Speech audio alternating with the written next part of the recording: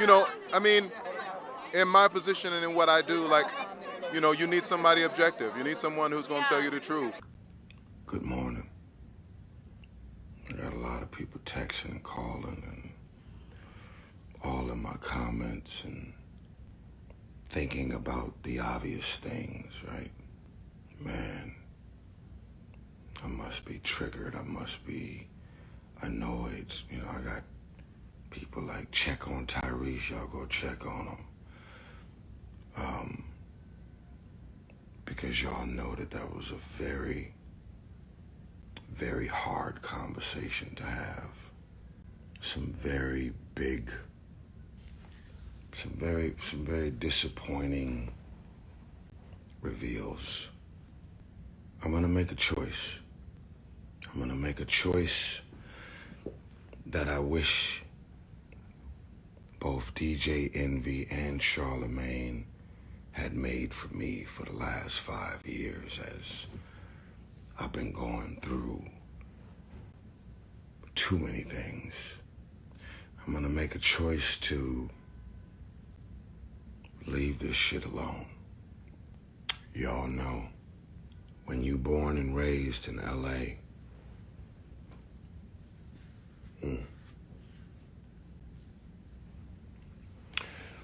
when you born and raised in Watts in South Central LA, see, it's one thing to know hood, it's another thing to be a hood. And y'all know, real know,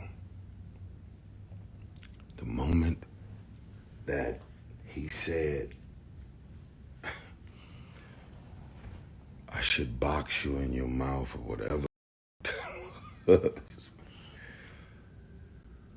it took everything in me to stay seated in that seat. Charlamagne was clever because he knew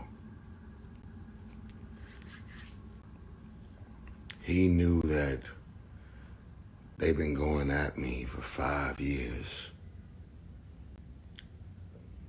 And I've responded only a few times publicly, but for the most part, they knew that I was coming. And they knew that we was gonna have that conversation. So everybody that's speaking to the same thing that I've spoke to, you're this voice, you've got books, you're this champion, outspoken man that represents all things mental health. And yet, I've lost count of the amount of times that he's contributed to the stresses in and around my mental health.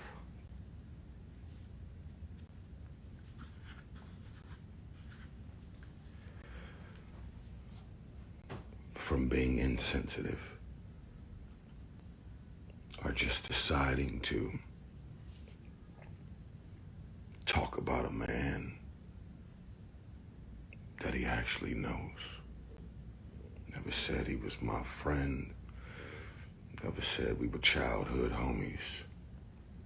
But like I mentioned to Envy, I feel like I know y'all enough to have some type of an expectation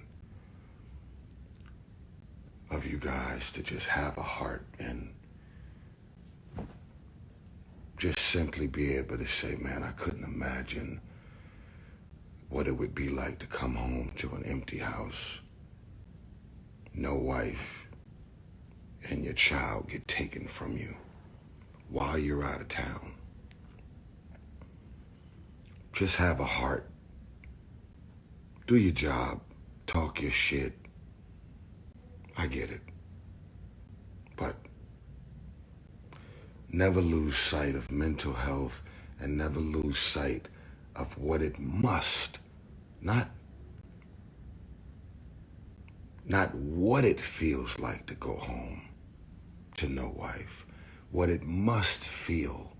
See, when you actually have empathy and you have a heart, you put yourself in other people's shoes.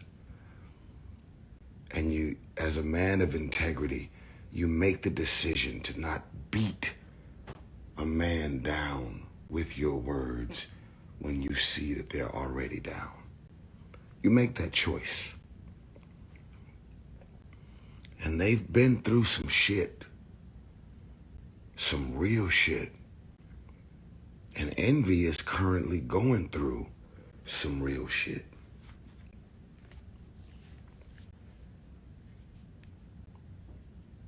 But I've made the choice to not beat anybody down while they're down.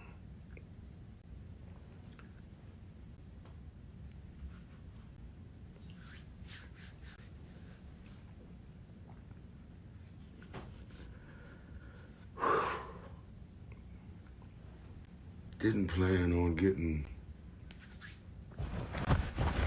emotional on live.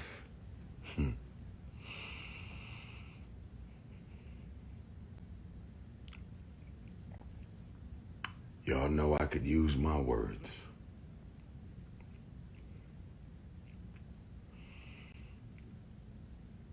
Y'all know that I could make the choice to go at both of them, but I'm not gonna do it.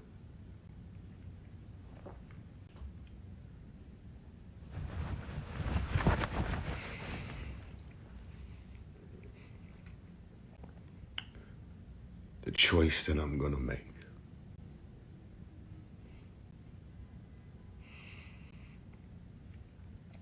is to wish them well in their careers, their marriage, their family, everything. I want the best for them.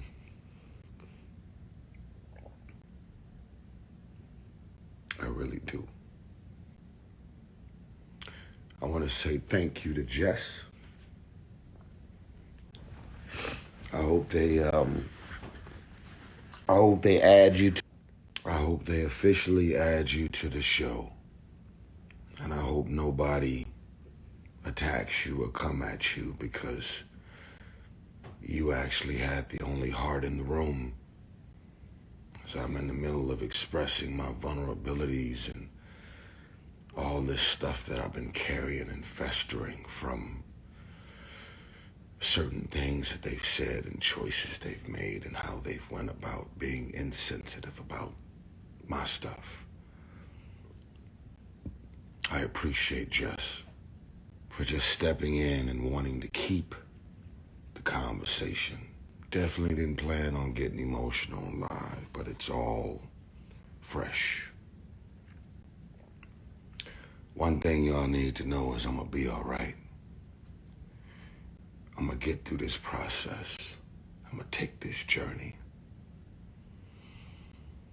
But I'm gonna have to grow up. When you think of life, you're gonna have to start thinking of it as stock. And there's areas of stock in your life where the value is low. There's some areas that you really got to grow in. Then there's those areas where the stock is really high. And for everybody who knows me, and for everybody who turned on me, never called, never checked on me, never came, never tried to pull up on me, never tried to come put their eyes on me and make sure I was good.